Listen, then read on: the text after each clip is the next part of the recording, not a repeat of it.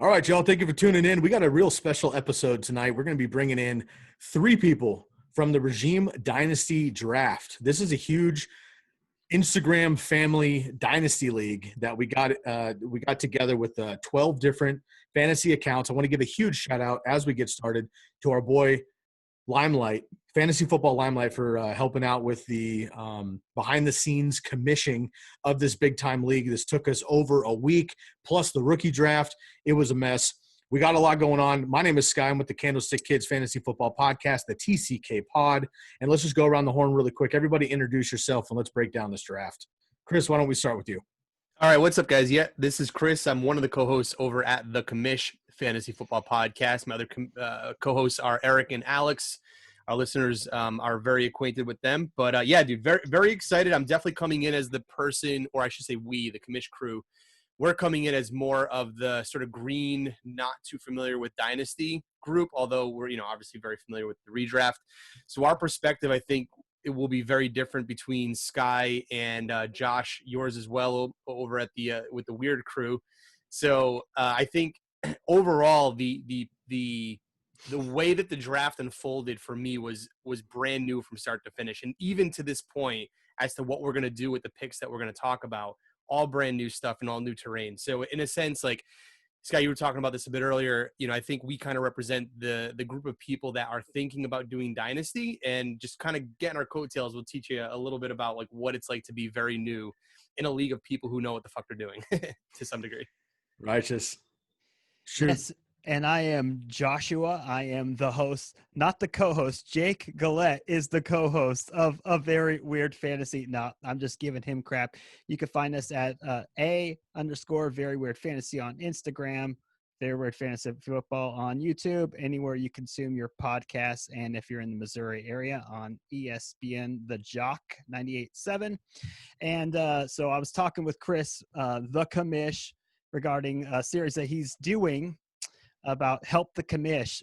And I figured this is going to be number 4, how to screw the Commish. And so like, that's what we're going to do in a non-weird way. We're going to screw the Commish. Dude, I have a very good memory. So you can screw me today. I won't forget this for the next 10 years. 10. I love it. Cool. I'm just saying, you better make this thing land and like make it stick and hurt really, really fucking well. It's like a javelin you throw it 40 yards. You better make sure I don't get up. There it is. Yo, Chris, real quick, man, let us know where we can find Commish. Yeah. Oh, yeah, sure. Absolutely. So, yeah, find us obviously on Apple, Spotify, and Google, the Commish Fantasy Football Podcast, over at Twitter and Instagram at the Commish FFP. And we're going to be launching an apparel brand very soon. Just launched our first sort of promo video today. thecommishbrand.com. It's not launched yet, so if you look it up, it won't be there, but sometime around late June, you'll find it. Hey, Chris, can I ask you a quick question? In that promo video, which I looked at, it looks like you guys are spitting rap lines. Were you rapping? Music video, that's what I said. Obviously. What else do you think we do? You're from New York, some Beastie Boys, like in the back end, I said, bro, the East Coast hip hop, man, legendary. I'm telling you, legendary. Yeah. I love it, man. Right on. Well, I'm bringing the West Coast beats for sure. And you can find the TCK Pod at tckpod.com. On Instagram at Fantasy Football _TCK Pod, on Twitter at TCK _Pod, and you can find us on YouTube and on your podcast as well, the Candlestick Kids Fantasy Football Podcast. All right, boys, we have a huge draft to break down. We're not going to get through all of it. That would be too much time. But what we are going to do is break down the first couple of rounds and just kind of let people know where our mindsets were on this. And we might bring up other teams into this mess, depending on if it affected our drafts.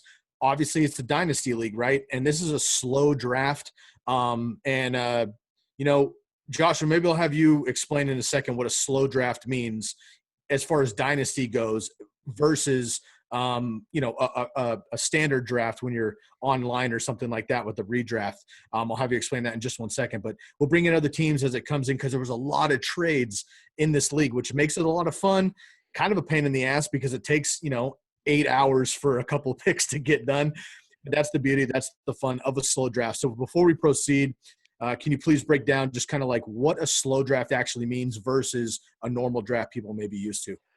Yes, a slow draft essentially is, as opposed to you got 1 minute on the clock, you're good to go. So you essentially have, in this particular league, you have 8 hours. Some leagues you have however long that you want. Some leagues you have 4 hours. So it's not an on the clock, on the fly type of thing. It's really made to help you make trades, to get people talking crap, you know what I mean? And it's made for people to scream at you if you're taking more than 5 minutes in making your selection. Happens many times. That is the truth. That is the truth. And basically, and the biggest thing, and, we've already talked about this, and people who follow our personal brands know where we're at. But, I'm coming from the West Coast. Chris is coming from the East Coast. Joshua's in the Midwest. So, like, we're literally coast to coast. So we're holding down, 3 to 4 time zones, depending on where we're at. So it really is important in a league like this that's literally nationwide with all these accounts. It is important that we do a slow draft. It is kind of a pain in the ass when people take 4, 5, 6 hours because they're at work or it's overnight or whatever. Mm-hmm. But the reality is, man, like, there really isn't any other way to do that unless we were to crush it out. And again, we have 22, 25 rounds with our rookie league as well. So that's how we went with it. It took us over about 2 weeks in total with the rookie draft included. So anybody looking to get into a long-term, slow dynasty draft, that's what it's going to take. So make sure you have people who are committed and you can stay on top of. All right, boys, let's get into this. We're going to break down just the first couple of rounds, like kind of pick by pick for each of us. Let's talk through our trades and everything else, what our mindsets were and how we got to it, and then we'll kind of just react as we go along. We got a couple particular questions as we go through this. So I will kick this off. We started, so the TCK pod, so, our co-host Lucas Kaser and myself had this team, and we were tag teaming, and obviously, Joshua and Jake had teams, and Chris and the Commish crew had teams as well. So a lot of team effort going on to each one of these picks. And we had the 3 spot. We drew the 3rd pick overall. And before the draft, we were considering our options. So we knew that CMC and Saquon were going to go 1 and 2. This is a single QB, I should mention as well. This is not super flex, single QB. So we knew CMC and Saquon were going to go first. And so we were kind of deciding who were we going to have then. It was Michael Thomas, it's Zeke, Alvin Kamara, Dalvin Cook. We're trying to decide who we wanted. And ultimately, I was like, you know what? I'm going to float out to our man Laces Out and see what he wants for that number 1 pick overall. Moving up just 2 spots, but that way we can definitely get CMC if we wanted him. Floated it out. Sure enough, he basically wanted to switch picks at the 3rd pick, and he wanted our first-round pick, our first-round rookie pick. Now, this is before the NFL draft, which is very key because we did not know where everybody landed. We didn't know all these things yet. So because of that, we felt comfortable going ahead, switching picks. We gave him our pick at 3, and we gave him our first-round pick, and we went ahead and we went with the overall number 1 pick, and we went with Christian McCaffrey. So we made that aggressive move right off the bat. Obviously, it's a win-now move, but it's also hopefully a long-term move as well as we go along. So we were aggressive right off the bat. We got CMC at 1. Of course, then Saquon, Elliott, Kamara, Michael Thomas go, and then Commish. Y'all are on the clock. There's a lot of options left. Only 4 running backs have gone. Only Michael Thomas is gone. And this is a dynasty league again. But who did you go with here at the 6th pick overall? Yeah, so we ended up taking DeAndre Hopkins right after Michael Thomas. As a sort of like a decision by committee, we didn't feel comfortable with Dalvin Cook's long-term upside as just a premier running back. We like Josh Jacobs, but I don't think there were some question marks in terms of his ability to stay healthy as well long-term. And I think the other person we might have considered was maybe like Devontae Adams. But Nuke felt pretty good, I think, long-term. He's pretty much QB proof. The Prophet, I forget his name. I actually don't know the Prophet's name. Young kid. Calvin, my man. Calvin, that's his name? All right. Well, I'm happy we got that straight because I've been wanting to know what Calvin's name is. So Calvin, who goes by the Prophet, he did this great breakdown on DeAndre Hopkins. And it doesn't take a ton of work, but he did the work, and good for him for doing it. DeAndre Hopkins has had like 7 quarterbacks. He's posted the same numbers year after year after year. It's insane how great and consistent he's been. So the move over to the Arizona Cardinals, I don't think is going to hurt very much, if at all. In fact, it should just possibly make him better. So we felt pretty good about DeAndre Hopkins. That being said, as a new team going into Dynasty, I probably would have wanted to have been more aggressive in trading that pick. I don't like that middle that, like, even like that, I mean, maybe Michael Thomas is an exception, but like that 6, 7, and 8 pick, I think we probably could have gotten value if we had learned exactly how aggressive to be when trading picks. We figured it out eventually by like the 3rd round, exactly how to do this the correct way. But the 1st round, I don't think we were as aggressive as you, Sky, because before we knew it, you already had that number 1 pick traded, and we're like, holy shit, like these guys are like everyone was trading picks immediately, and we were just stuck there with our fucking like thumbs up our asses with all of our picks. I give you 2 thumbs up. Yeah, for real, butt. dude. Yeah, we had nothing going on. We're like, all right, we got to fucking do something here.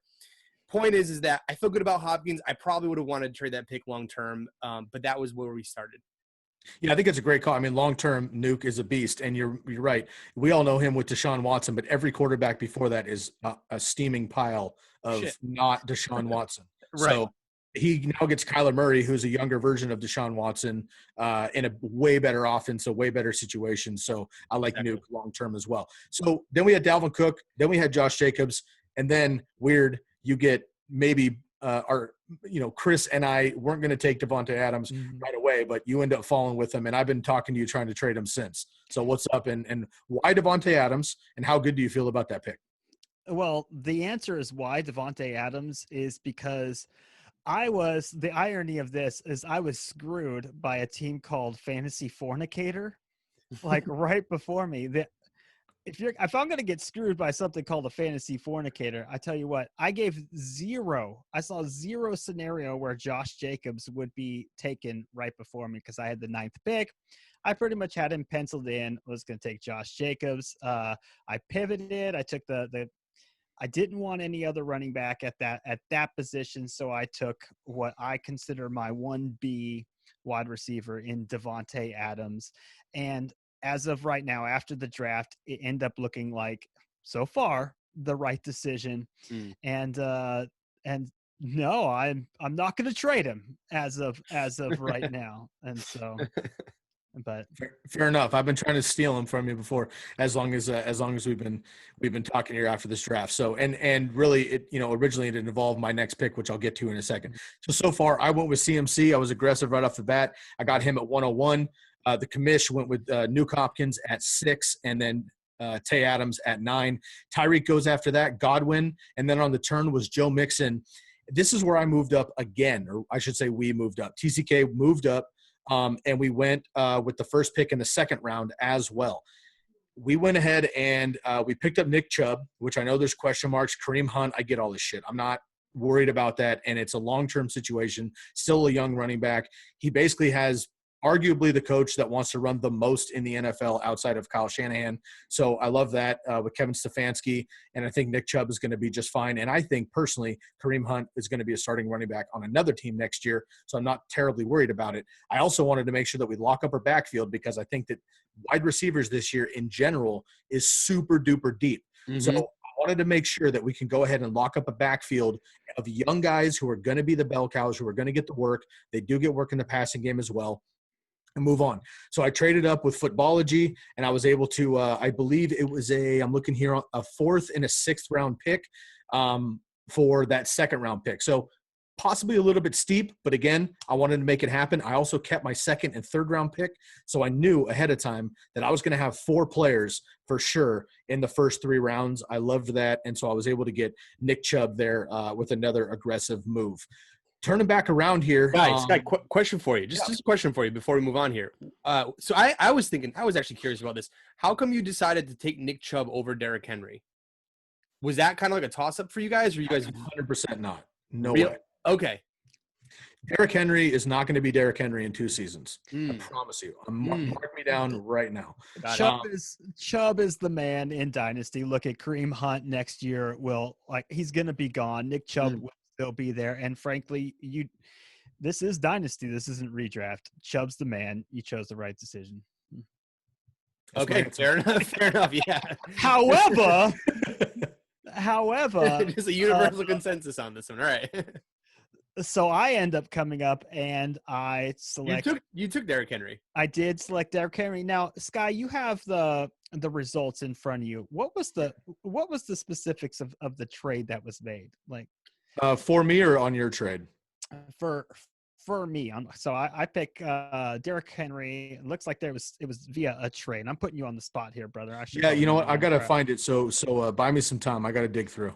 So I chose Derrick Henry. He was what I considered the best available running back at that point. When I'm doing Dynasty, I draft Dynasty for 3 years. That's right on the cusp of what I think he's going to be relevant for. If I need to bail from him early, I'll bail from him early. He is I'm expected to get a few more passes this year too. And so that's where I didn't want Eckler. I thought Eckler was going to drop significantly this year. I have him way down in our rankings, and didn't believe in Aaron Jones once again. And the only one that post-draft I would have said would have been up there for my opinion would have been Miles Sanders. Yep. So, mm-hmm. Cool. I got you here, man. I'm going to run this down here real quick. So this is a four pick trade, which obviously is a big one. And this is with Fantasy Football Duo. So it looks like, and correct me if I'm wrong, it looks like you gave out a second, third, and fourth rounder, plus a 14th, and you got back the first round, a second, a third, and then a 22 first. So you got a rookie first, and then you also got the second round and the third round picks plus a 10th later on. So that's what you were able to get there. Got it. That's right. So my strategy going into this draft is I wanted to capitalize on picking up rookies later on. And since rookies were not being drafted, I figured that people want to get caught up in the moment and wanting to draft the vets, and they would devalue the rookies, which is going to be picked weeks later. And so, yeah, I want to capitalize on that.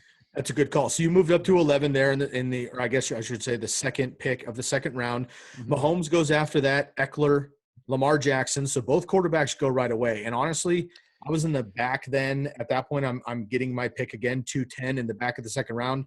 Mm-hmm. We were 100% going to draft one of those quarterbacks if they fell that far in this dynasty league. Wasn't sure they were going to. They obviously did not, so we didn't. But we were going to go that way. After that was Kenyon Drake by Limelight. I really like that pick personally. And then Chris, I see Mechanic in your spot. So what happened here in the second round? Looks like you traded out. Why and for what? Yeah, so at this point, I think what ended up happening here is we just didn't feel comfortable with any of the potential options on the board. Kenny Golladay ended up getting selected, which is he's good. He's fine, but I'm not crazy over Kenny Golladay as my second overall pick in this type of draft after we've already locked up DeAndre Hopkins. We weren't crazy about Aaron Jones as the next running back going off the board, and looking back now, it's like Miles Sanders would be nice to have once we go through our running back list. But it's like, man, Miles Sanders still might be in this running back by committee scenario. He isn't yet, but he likely will be is our guess. So we ended up trading it to Fantasy Mechanic for we basically sandwiched it, right? So we took his third and fourth round. He took our second and fifth round. So we basically ended up stacking our third and fourth round picks. We had 4 picks in 2 rounds shortly after that. Smart. I like that. And I like to, especially early in drafts, if you're in a dynasty league and you're making these trades, I like to squish in. So again, we gave up some stuff later on, and we gave up our first round rookie pick overall for that CMC pick, but we were still able to get 4 players in the top 3 rounds. Right. So essentially 4, top 3 rounders, whatever, if you want to think about it that way. So I think that move's good. Aaron Jones goes, Miles Sanders goes, and then it's up to us. Now here's the point in the draft for us where we decided that we are like 70-30 win now in this dynasty mode. And here's something I want to bring up to listeners. If you're new to dynasty or maybe you haven't thought about this before, you shouldn't pick one per se. But I think it's a good idea that once your first, 2 to 5 picks end up on your team, start having a mentality of look, are we trying to pick up veterans and guys that we know are going to produce to try to win this shit this year? Or are we going to punt picks? Are we going to trade back? Are we going to pick up rookies? Are we going to take gambles later? Are we going to do these things to probably be okay and competitive for a year or two, but really try to build for 2022, 23, 4, and 5 and try to get a legit dynasty fantasy football team? Because that's what we're trying to do here. So what we did here is we took Julio Jones, which in dynasty leagues is an absolute, like, what the hell are you thinking, basically? He's 31 years old. I mean, he may still be, 1,500 yards, Julio Jones, or he could be 800 and fall off a cliff. Who knows? Still allergic to the end zone. Fucking don't get me started. But I agree, man. You take Julio Jones, 3 years, dude. That was it. And here's the deal: 31 as a running back Mhm. is toast. Okay, unless you're Frankie G, my dog. But as a receiver, there are plenty of receivers who have played into their early 30s for sure, mid 30s, even late 30s, and been somewhat productive. Julio Jones, obviously, is not your normal receiver.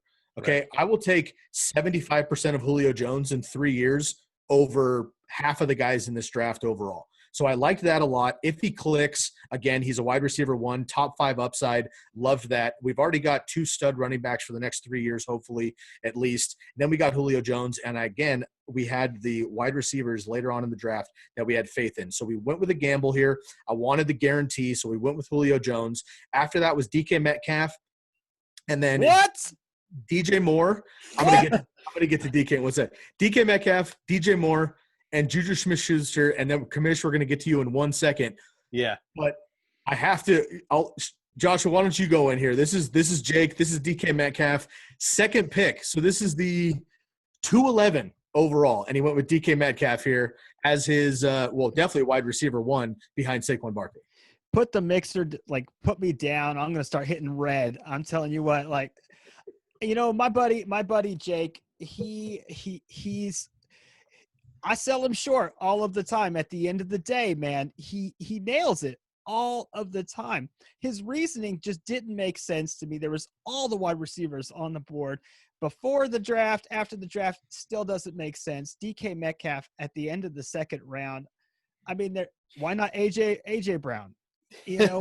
Why not any relevant wide receiver? He's got to think he's fucking Calvin Johnson. Like, that's the only reason you think. Which he could be. I'm just gonna throw that out there. The problem is, like, with this, like, looking at the way he drafted, that was some bipolar, like, I'm drunk type of stuff the whole way. It was like I'm trying to figure out who I am the whole way through, and then at the end of the day, it's like, maybe one of these things will stick. I love you, Jake, but come on. He could have waited. He could have waited on DK if he wanted to. But my guess, because here's the deal: like, if you look at the progression of what happened here, he ends up trading his third pick to us. So I'll get into that in a second. But basically, I don't think DK Metcalf lasts to his next pick in the 4th round. He would have lasted to his pick in the 3rd. Oh yeah, most definitely. But he had traded that away. So at that point. You're right. I don't know why he picked him so early, but it might not be a terrible pick. Like, we broke down DK Metcalf's staff on. I fucking love DK, dude. I just think he's a little premature. That's all. Yeah, for sure. He's premature. He's premature if you're drafting him as a guy who isn't potentially Calvin Johnson. I know it's a crazy thing to say, but he could be, man. Like, he had a better rookie season than Calvin Johnson did. Here's the deal, though. DK's next season has to be like 1,300 yards, 12 TDs good, like Calvin Johnson. So it's the only justification on that pick. The thing that was crazy is, like, we just did our dynasty show. We submitted all of our rankings. He had him the 22nd wide receiver just 2 days prior. I'm like, I don't know if you're doing a bait and switch on me or what, but all right, what's your reasoning, brother? He's gonna trade him away eventually. Is what's gonna happen. He's like, dude, you get my 211.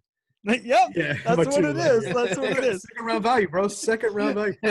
My name is your fantasy guru, guys. Yeah, I mean, I'm a guru because I say so. Personally, I love DK.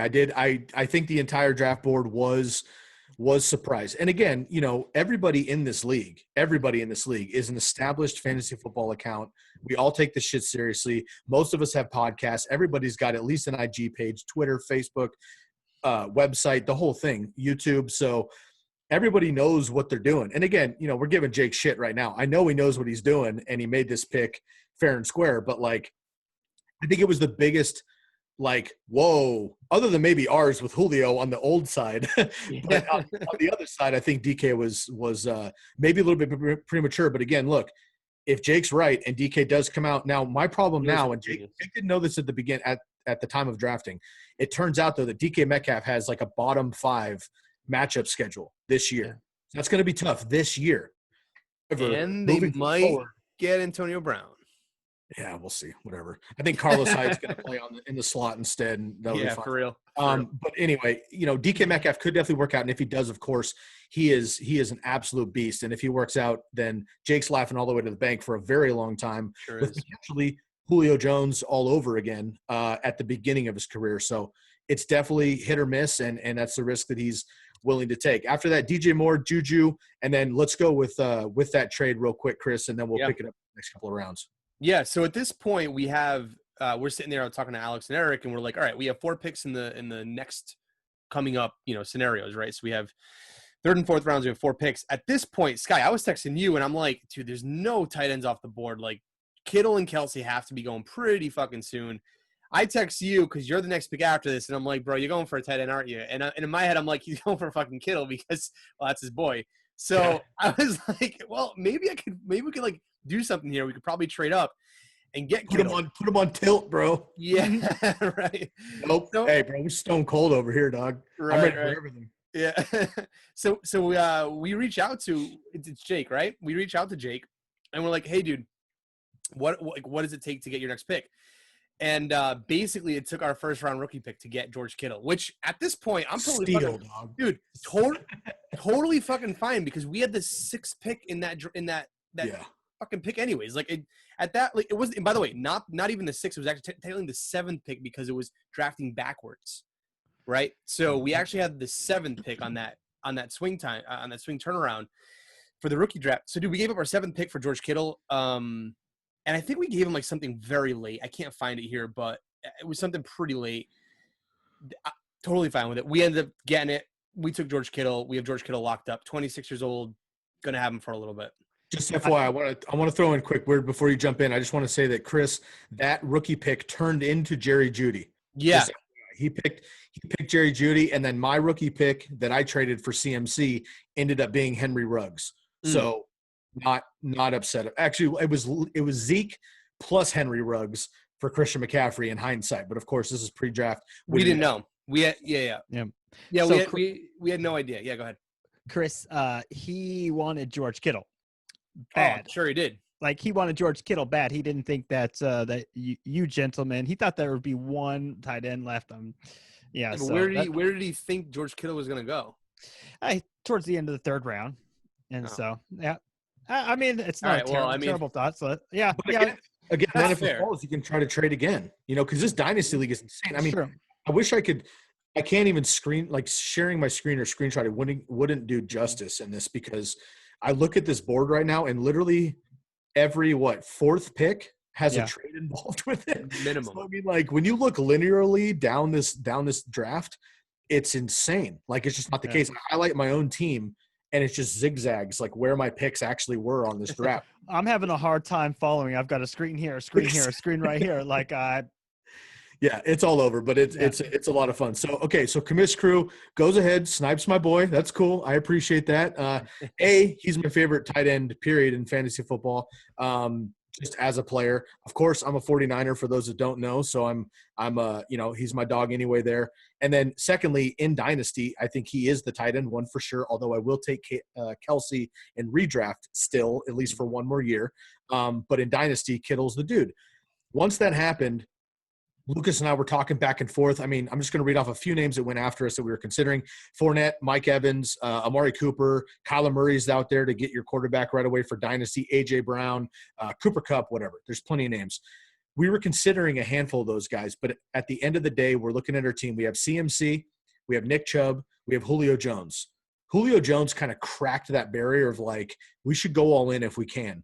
Well, Travis Kelce is a perfect remedy to go all in if we're going to do that. Also, Travis Kelce could have another 3 years at least, maybe 5. On that offense, yeah. Then on that offense, outside of Tyreek Hill, he might even be the number 1 option there for Patrick Mahomes for the rest of Kelce's career, assuming he stays with the Chiefs. So for us, once Kittle actually went and we knew that we weren't going to have a pick in the 5th round, that was a big part of it. Once that happened, we decided that we wanted to jump up and go with Kelce, who is a win now strategy, but also Travis Kelce, and he could be for 5 years. So we felt good about that. Mm-hmm. So in 3 rounds, we're looking at CMC, Chubb, Julio, and Travis Kelce.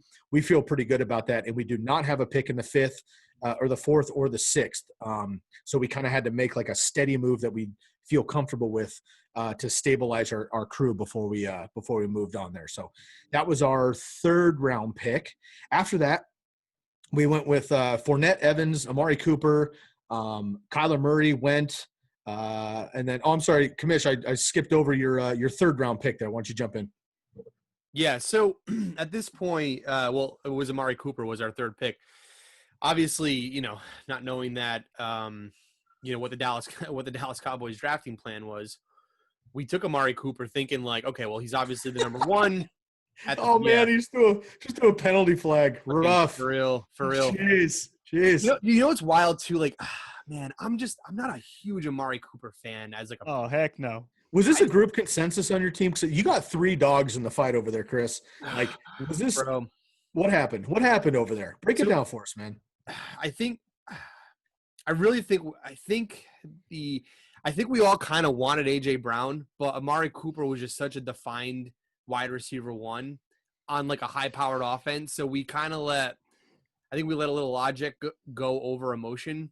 But to be fair, I will say this, because the league, and just to refresh my memory, guys, although QBs get 4 points per throwing touchdown, right? Correct. We thought Kyler Murray was going to fall further than he did. So although we drafted Amari Cooper here, we had like in the next 4 picks, we still had that other that sandwich trade that I talked about. We thought that we were going to be able to draft Kyler Murray, which obviously didn't happen because Kyler Murray went after that. Dude, I don't know. It was a tough one. I think we really wanted Mike Evans. He fell. We didn't feel good about like Devin Singletary or Todd Gurley or Le'Veon Bell, who all went in the 4th round. So we were like, all right, there's a string of wide receivers. If we have Amari Cooper as our 2nd wide receiver with George Kittle, we'll take it. Well, then we might as well get Keenan Allen as our 3rd wide receiver. We got a story for that. I got a story for that. Goodness. We'll get there. All right. We'll get there. He's actually our 4th wide receiver. Yeah, he is your that's 4th. Yeah. Okay, so obviously, again, this is before the draft. We did the vet draft before the draft, which not. I mean, that's a yellow flag. I need a yellow flag. Josh, throw the yellow flag for me, please. Throw it again. Thank you. That's a penalty. Yeah. But you know what? Hey, here's the deal. We went through it. It was a lot of fun, and this was a great learning experience for all of us and me personally. That when you do this, there's a lot of backfire that can go down. And Commish, unfortunately, after this round, we're going to scratch round by round, and we're just going to start talking, kind of popcorn some picks here, because we could obviously go all night on this. But Commish specifically, you kind of got fucking wrecked in the times. Three immediate times, dude. Like 3 immediate times. The first one was Amari Cooper getting fucking the CD Lamb. Yep. Big, and it was out of nowhere. Nobody fucking thinks that the Cowboys aren't gonna draft a receiver anyway. No receivers, let alone like arguably the number 1 or 2 receiver in the draft class. Yeah. Incredible. So anyway, okay. So Amari Cooper goes. Then we have Kyler Murray. I think that was a great pick, and rightfully so. You could have dropped 4 more, but he didn't. He picks up there. AJ Brown goes. I like that pick in Dynasty a lot. And then we have Cooper Kupp, and then Chris, you're up again. Our second snipe of the day. Yep, because Weird had forfeited out to lace us out, so you were out for the next 2 rounds. But you did go with Cortland Sutton. You have 2 picks coming up here, yeah. So who are your next 2 picks? So we take Cortland Sutton here at our next pick, where we thought we were going to take Kyler Murray. At this point, obviously Murray's off the board. Obviously we're not crazy high on Allen Robinson, although obviously a good receiver, just that quarterback situation, not in love with. And then OBJ, man, just not feeling him right now, just with what's been going on. Total. So Cortland Sutton felt good, man. Like he's he's a young receiver for Dynasty. I think Drew Lock has obviously a lot of great upside. And I'm a fan now, so me and Lucas are going to be talking Cortland Sutton for a long time, I hope. This felt like a good pick. Dude, this could have got actually fucking ugly. The only other pick we were going to consider was Devin Singletary. That's the only other pick. Good man. Well, because we needed a running back. At that point, we had no running backs. We were strictly a wide receiver team, but at that point, we're like, let's just fucking punt running backs. And let's just stack up on the best available player at that position. So we felt Cortland Sutton was good. Oh, you Ray Guyed those running backs, that's for sure. But you punted, Nice. you punted long, you punted hard in Yeah, a we did, long, dude. weird way. But you sure did stack up on those wide receivers. That's for Dude. darn sure. So show me on the sleeper app where Jerry Jones touched you, because he Dude. hurt you, bro. He hurt Dude. you.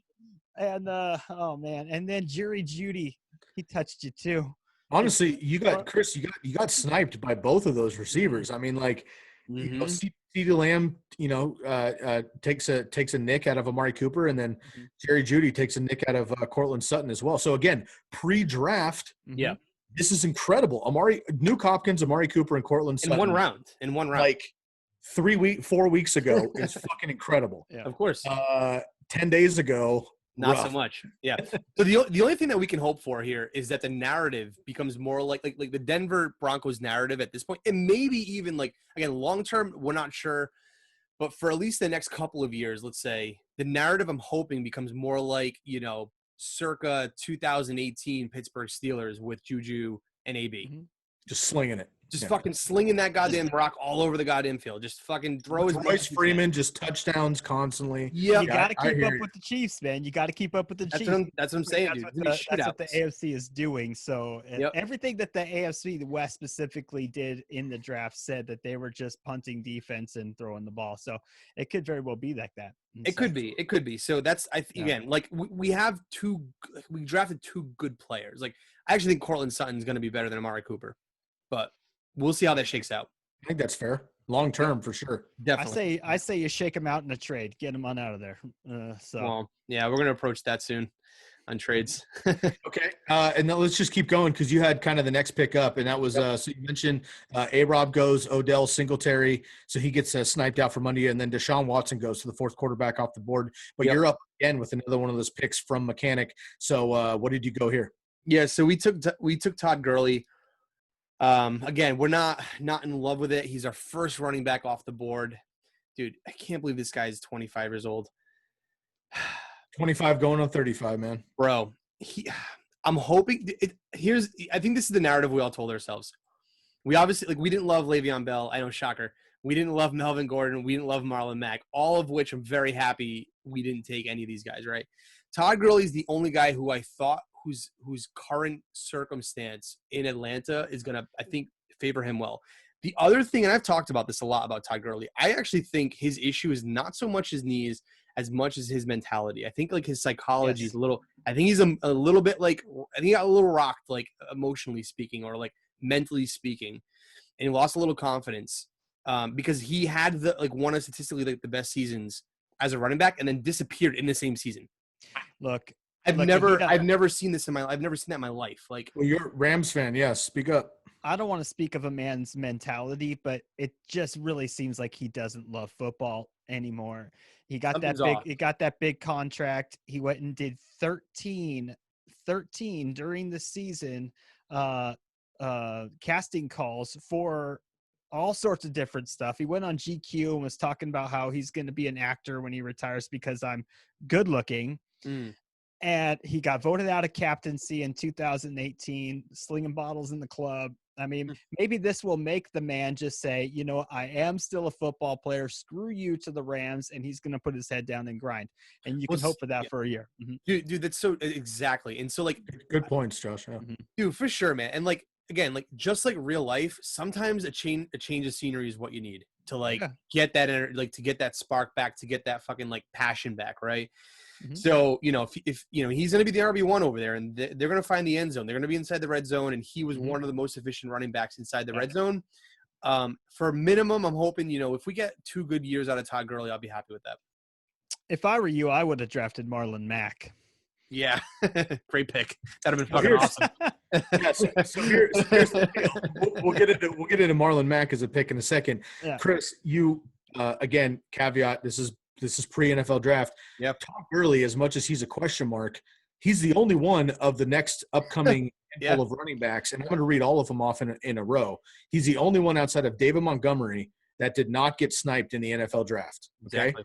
Wild. The Falcons did not draft another running back. Doesn't mean they're not going to bring in like a beat-up Lamar Miller or even bring Devonta Freeman back potentially, but they didn't draft anybody, which is huge. Le'Veon Bell goes next. Obviously, Frank Gore comes in. I know it's kind of a joke, but I'm serious that Frank Gore could straight up have more rushing touchdowns than Le'Veon Bell, which is fantasy kryptonite. 100%. Kryptonite. Next up, we have Melvin Gordon. We know the situation with Denver. We're going to talk about Marlon Mack in just a second and Jonathan Taylor. David Montgomery, I think, is kind of maybe a sleeper this season and underappreciated. I think he might be okay. He escaped. But then Damian Williams, CEH, David Johnson, not going to, we're not sure about that. Kareem Hunt was up next. Chris Carson. They just picked up Carlos Hyde today as of this recording. So, honestly, as much as Todd Gurley makes you feel kind of queasy, you dodged like 6 other bullets. Yeah, dude, we were like the fucking Matrix out there, like Neo, just like take a couple and bro, yeah. So Weird ended up taking Marlon Mack. So break down that, and obviously this is pre-Jonathan Taylor, but this was a gold mine pick, I think, pre-draft at least. Yeah, you know what? I knew for a fact that they were going to draft a running back, like no questions asked. I knew they were going to draft a running back, but I told myself, like, I'm going to get a year out of Marlon Mack. Mm-hmm. I didn't think they were going to be taking Jonathan freaking Taylor.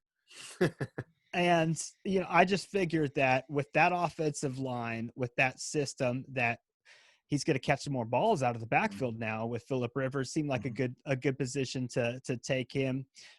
It was not, but I still believe in Marlon Mack. I still do. Not at that position though.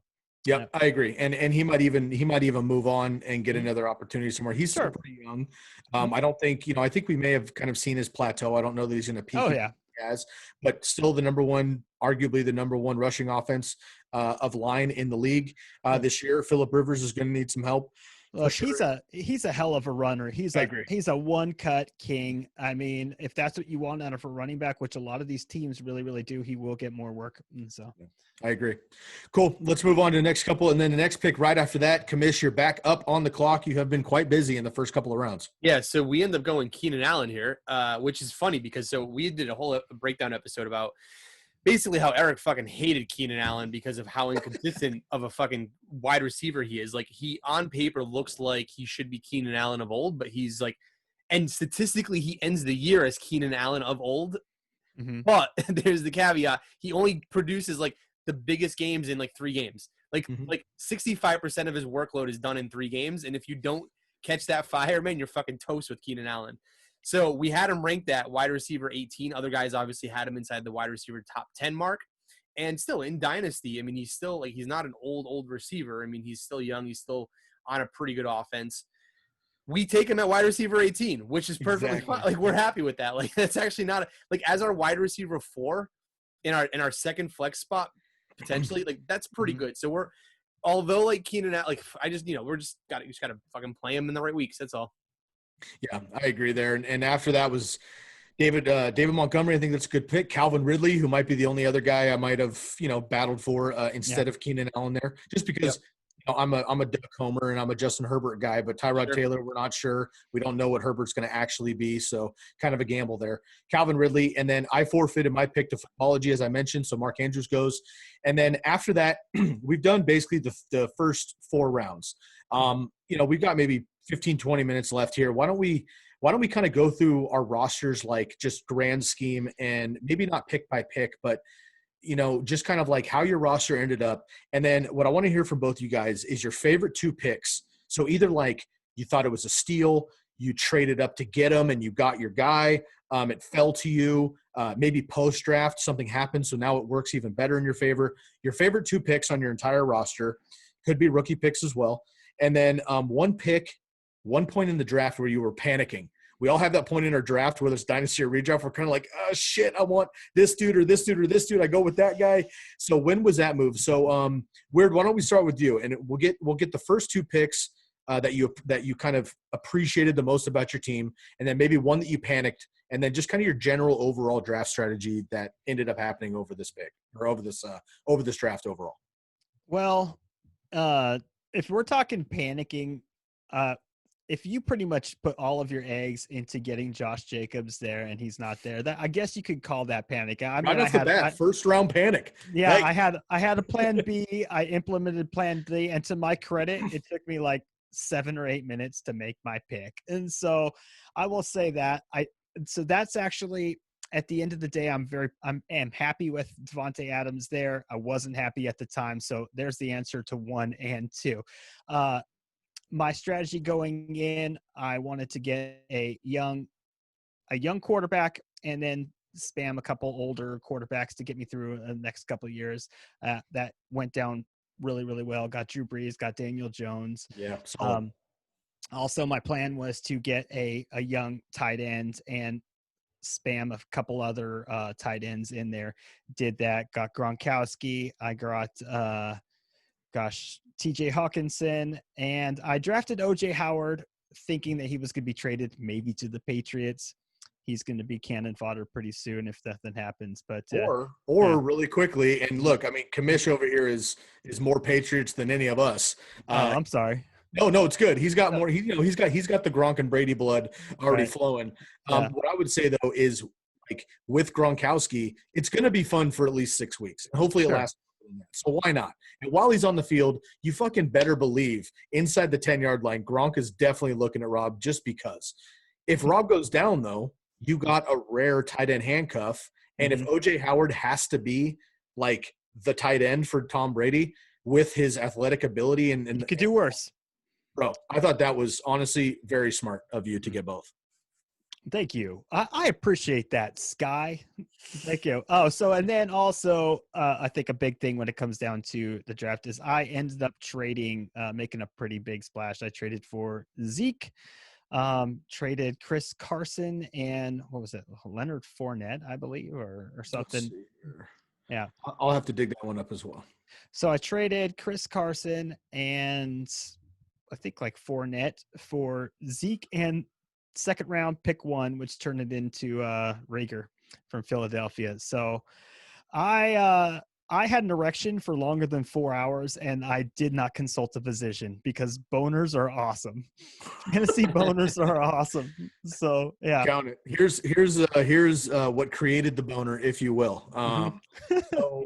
So you traded Chris Carson and your first round rookie pick for Zeke and a second round rookie pick, which, yikes. That's a full boner for sure. Well done. At which point, our buddy Fantasy Mechanic in his full New York accent, I'm sure just squished both the beers that he was carrying, and I could hear him from Missouri, from New York, just screaming words like, yeah, he's a Philly boy, dude. I mean, he definitely got fired up. So yes. that was a good move. So weird overall. You went just kind of general position: receiver, 3 running backs, 2 receivers, 2 tight ends, a quarterback, a bunch of receivers, and then you really piled up on the running backs later on, which was smart there. So I think you have a lot of veteran stability and kind of youth upside. So you're kind of like in the middle of that, win now and win later, which I think, again, that's an even playing field for Dynasty. I thought that was a good move. Chris, why don't you break down yours as well? Yeah, so I think for us, well, fuck, man. We felt great about the Mark Ingram pick at 6 in the 6th round, the 607. We're just like, all right, this is great until fucking, Dobbins. Oh, man. So that was our other snipe of the fucking of this draft, that we were like, we felt really high on the guy that we picked because, like, the fact that, again, Ingram obviously being older, but, like, at that point we already had older running backs. We're just looking for some upside in that position, like, in the next couple of years. And then Dobbins gets drafted. So we're like, fucking awesome. That's great. So just the nature of this show to pour some salt in the wound. You also went ahead and drafted the handcuff to Mark Ingram at the time. How's that? Edwards at the 12th round. How's that for fucking luck? Which is just nice. So now you can just drop him and pick somebody else. So we're just easy, bro. Take it easy. Yeah. We're like, we got to protect our fucking Mark Ingram asset that we have. Okay, so who's another pick that you felt good about, at least at the time? All right, so I will say this. I think the James White pick at the 10:07 was fucking James White. Yes, money.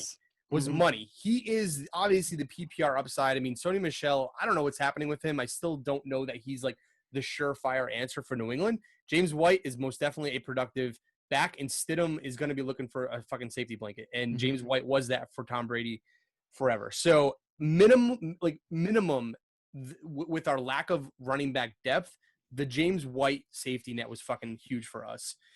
The other pick I think is going to turn out very nicely, which maybe it's even like a trade. Irv Smith Jr., tight end out of Minnesota, I think is going to be the next healthy Evan Ingram. And he's going to take soon as Kyle Rudolph goes, which is going to be like tomorrow. They didn't want him the last year. Exactly. And so Irv Smith Jr. is very, very athletic. He reminds me of Evan Ingram. He had a bit of a, let's call it a tight end breakout season last year, towards the end of the year. I think long-term he's going to be nice. How we're going to fit that with George Kittle, I'm not quite sure, but we'll make that work somehow. But we got him in the 11th round. The rare tight end handcuff. I like it. Yeah, for real. One pick that you panicked on. Probably the Josh Allen trade. I think so in the 7th round, almost that was our spot. That was my pick. Right. I traded out to you guys. Exactly. That's right. So we felt like in order to get Josh Allen, we had to move up. We were basically tossing up Josh Allen or James Conner. I didn't want James Conner just because of the injury history. I felt like the Steelers were probably going to draft a running back, which they ended up doing. And I think because we needed running back help, we were in the spot that James Conner looked very attractive. But at the same time, the fact that Josh Allen is a running quarterback gave that upside for us to want to go ahead and potentially draft a guy that could do the job on the ground the way we needed. So Josh Allen was a bit of a panic trade, honestly, to be fair. I dig it. I think it was all right. I think it's going to work out long term, but I'm just thinking like that was our biggest fight in our text group. Like the Josh, like amongst our text fights that we had during this draft, the Josh Allen trade, the move up to get Josh Allen was the biggest fight we had. Sky, tell us what you got and tell us what your first and second and yada, yada, yada. Emphasis on the yada. Let's go. What do you get? So, of course, the first, the one that we like the most was the Christian McCaffrey, just being able to solidify that situation, just moving up and actually making that aggressive move 3 up. We were stoked on that. But moving throughout, I guess, the draft, being able to grab to grab Travis Kelce where we were able to in that 3rd round, we were pretty stoked on, just because, again, we had a strategy, which I'm going to talk about in 1 second, for Dynasty, but we were able to solidify the 2 running backs in CMC and Chubb. We like that a lot. So 2 trades in the first 2 rounds worked out in our favor as far as we believe. We ended up getting Julio Jones, which is kind of risky long-term, but I like that right now and even for the next, hopefully, 3 years. And then on the wrap, we're able to get Kittle or Kelce. I talked to Chris. Basically, they took Kittle, we take Kelce. I was totally good with that.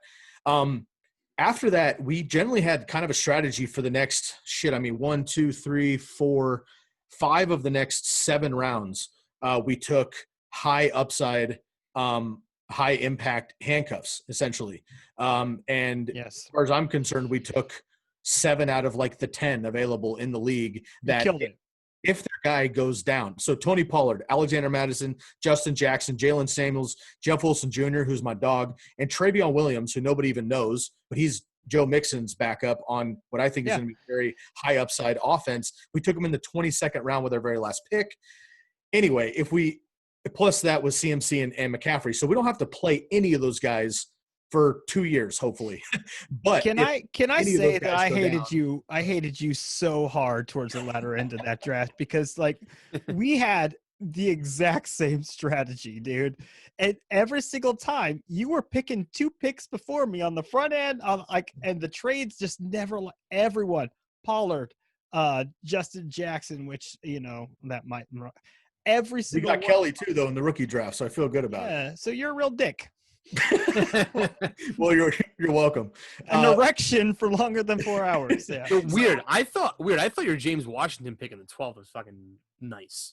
That was a good pick. We'll see. Yeah. If Claypool's legit, James Washington's not going to play. Yeah, that's what I was going to say. Like at the time, that was before the draft. I thought it was good. Then, but I don't think they're not going to re-sign Juju. It's not. Yeah, probably not. They'll get somebody after that, though. They always do. Dude, how about Juju and Tay Adams over there with Rodgers next year? How about that? I wouldn't like that at all, actually. Oh, God. I'm just going to throw that out there just to put it in the list. As a Devontae Adams fan, I decline those advances. Yeah. Rodgers will – he'll be on the Niners anyway, but we'll go over that next season. That's All right. true. So really quick, so we scoop up as many handcuffs as we can. If Zeke, Dalvin Cook, Austin Eckler, James Conner, Mostert, any of those guys, Mixon, any of those guys go down, we have potentially a top 10 running back buried on our bench. We feel good about that. So a panic draft pick, I guess, was just figuring out our quarterback situation. Mm-hmm. So this is single QB. So we got plenty. We got Tom Brady, we got Jared Goff, we got Dwayne Haskins, and we got Jameis Winston. All of those guys are kind of like, if they hit, they're awesome. Yeah. Also, all of those guys make me super fucking nervous because Tom Brady's Tom Brady. And for this year in Tampa with all these weapons and all this hype and shit, it's going to be fun as shit, and I'm stoked. But honestly, Tom Brady is probably not our starting quarterback next season. Jared Goff, hometown kid, went to my rival high school, like whatever, rooting for the guy. But at the same time, what version of Jared Goff are we going to get? That was strictly an upside play. Play him at home. Dwayne Haskins, I'm not even sure is going to be the quarterback in a couple of weeks, let alone a couple of years. Yeah. That's strictly an upside that he fucking sobers up and gets his shit together. And then we got like the older version of Dwayne Haskins, which is Jameis Winston, which at the time was a free agent. So this one just kind of like backed into a good move when he landed on the Saints. But if any of this bullshit about Taysom Hill actually becoming a quarterback is real, then Jameis Winston's going to have to leave again and start all over. So I feel okay about our quarterback this particular season, but this is the dynasty league. Like everybody else in this league has quality quarterbacks. And honestly, Josh Allen, I would love to have with the team that we ended up with over two of these fucking I mean, I would trade potentially two of these quarterbacks for fucking Josh Allen because but I would say, look, I'm gripping the mic now, bro. Like, if you get all of that good stuff at the front of the draft, you're gonna have to get something bad at the back end of the draft, man. Come on. It's a lot to ask for, but to be fair to you, to your strategy though, dude, like the again, like we're playing in a quarterback in a one quarterback league with 4 points per touchdown, like. I don't know. There's just not as much value. None of my guys move. None of them move. Yeah, exactly. None of them move. Like you drafted pretty high on a lot of like mobile dudes up in the beginning. Like you got all the handcuffs. Like if like the weak spot is like your upside isn't so high on quarterbacks in a league where quarterbacks aren't valued that high, it's all right. Like I think it's going to be just fine. Another thing too, just really quick. So we had like Matt Ryan and Daniel Jones who Weird took and we were liking there. So high on Daniel Jones, love it. We were definitely feeling Drew Lock, and he got picked two pick. This is before Drew Lock became a fucking top 5 quarterback for everybody after this goddamn draft. But just regular old Drew Lock, we were stoked to have. And he got picked 2 picks before us, so we went with Jared Goff.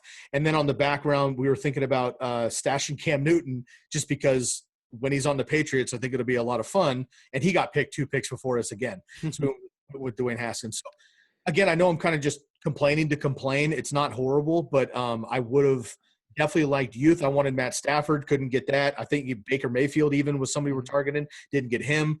There's just other quarterbacks in here that I would have been more comfortable with. So if we have a weak spot on our team, it's quarterback. And after this year of Tom Brady, we're probably going to have to make a move. That being said, with all these handcuffs and decent receivers throughout, one of these guys hits, we might, we'll definitely have some trade abilities moving forward. We did also pick up Justin Herbert in the rookie draft. That was 100% a homer pick for me, but that was also to like take that guy with rushing upside. I think he can be at least Josh Allen.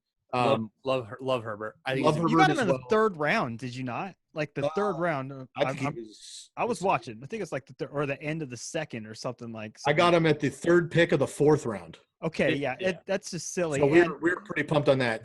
So anyway, we were stoked. So overall, it was cool. We win now, and then we backed up all of that win now shit early on with all of the backup running backs. Our receivers are fine, and it's going to look a lot better with Devontae Adams. So I feel pretty good about the team. Yeah, I will say, sidestepping the Devontae Adams comment, Sky, you are set up to win this year, I believe, unequivocally, 100% you're set up.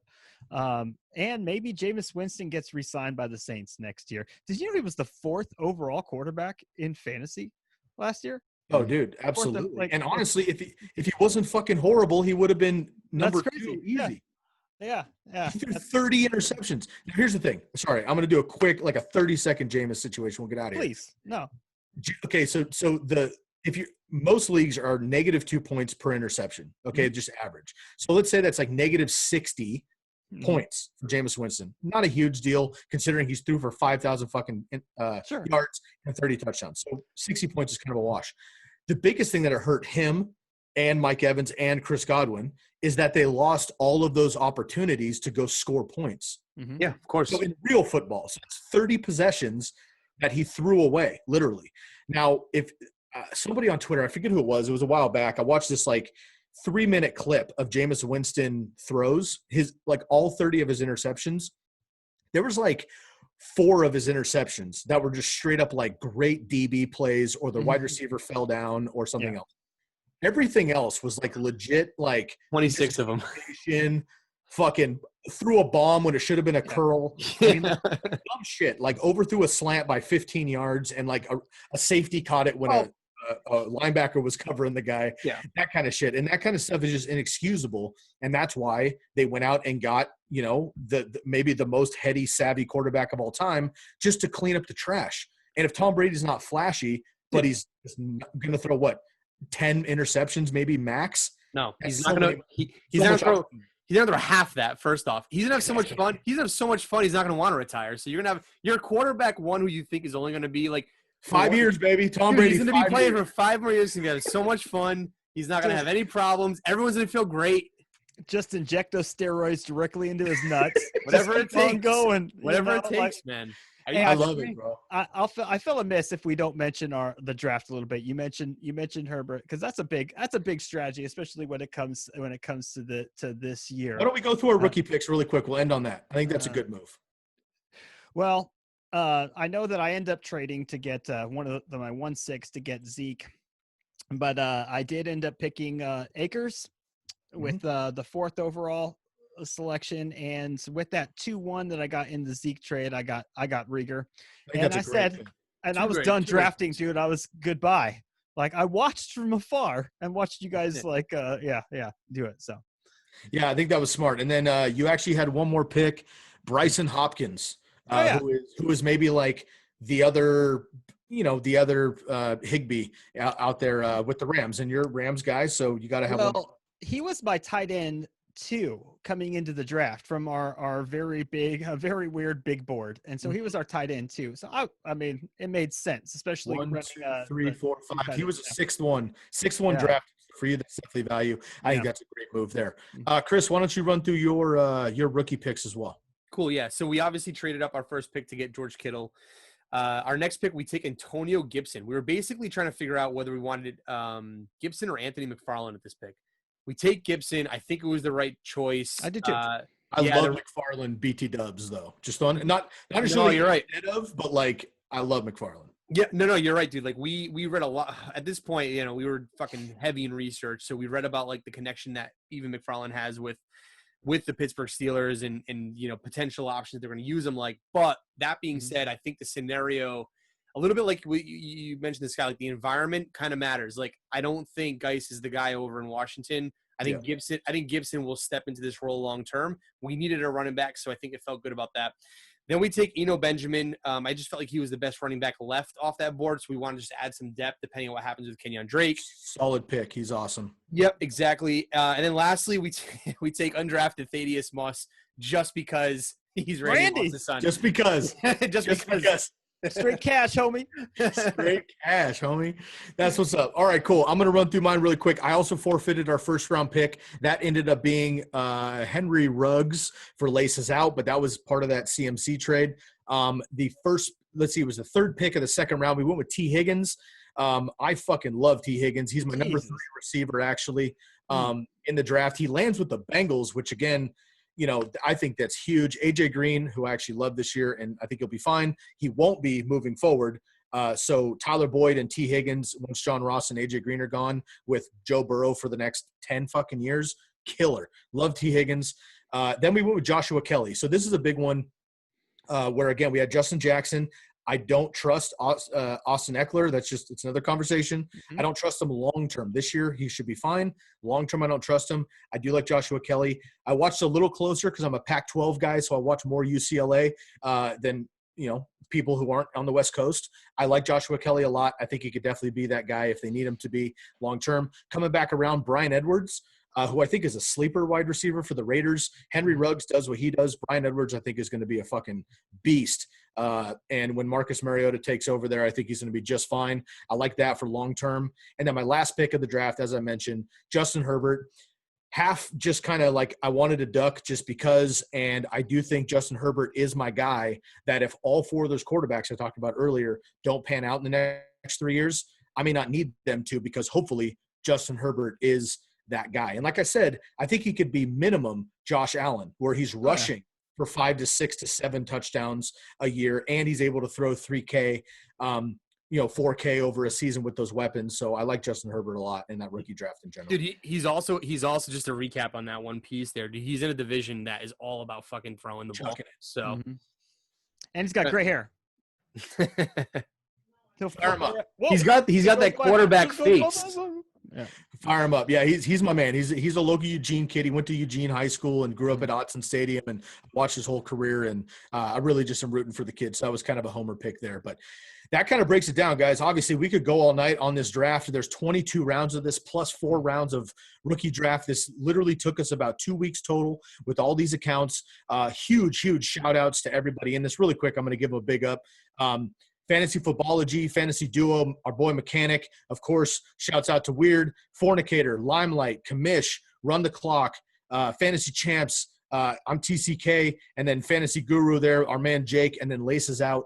Everybody was awesome. There was a little bit of bickering when people took a little bit longer than they should, but again, honestly, we had an 8-hour timer. I don't think we got past 5 or 6 more than once or twice, which honestly is pretty solid over a 2-week draft, over a national draft. So Jake got to 7.5 hours twice. Just saying. So I'm gonna, and I know Jake is like your homie, but I'm gonna give him one quick man. Because I was texting him, bugging him a little bit. And I was trying to give shout outs throughout the draft, like, hey man, you're up into. He's a firefighter. Jake is fucking trying to be a local hero, and I love that. I appreciate it. He's at the firehouse. He's not able to check his phone. So he takes it serious. He takes it serious. But Mechanic did call him out. He was like, bro, you take shits, don't you? Like, yeah. So anyway, all in all, man, I thought this was a fucking awesome draft. Super fun to collab with everybody. It really connected a lot of people in this crew. So big ups, and I had a lot of fun here, man. And I'm super pumped to get into this Dynasty League for sure. Oh, yeah. So I'm pumped to take all of your money next year because Sky's going to take it this year. Man, Daddy needs a beer. So, man, I got a migraine. I'm still trying to go for this thing. Like, Sky's not off the hook, dude. Like, Yeah, I'm not. Yeah, come on, dude. I'm not. And here's the thing. His quarterbacks look terrible. Yeah, I mean, Tom Brady. Are you kidding me? Brady. Who wants that fucking bum? Like, dude, this guy's got to prove himself. That's all I'm saying. You know exactly. what I mean? Like, I almost reached for fucking Nick Mullins, but I figured like he might still be there on waivers. Nick Mullins. Yeah, that's your quarterback 12 on the year right there. Hey, dude. He's better than Jimmy Garoppolo. All right, folks. Any last notes from either the commish or a very weird fantasy before we get out of here? I have no notes, but I love you guys all in a weird way. Just likewise, saying that. brother. Yeah. Love you too. Yeah, and just from our end, I mean, we were sort of the new crew in town here, so we're gonna keep posting these part series on our journey throughout. What we were thinking, what we're planning to do. So, and it'll give some insight into listeners who are not quite in Dynasty, who might want to get into it. They can learn a little bit from us. Right on. Had a lot of fun, guys. We'll have to do it again real soon. From Massachusetts to Missouri to Oregon for the Commish Fantasy Football Podcast and a very word fantasy, the Candlestick Kids Fantasy Football Podcast. We had a blast, y'all. We'll catch you next time. Grog smash!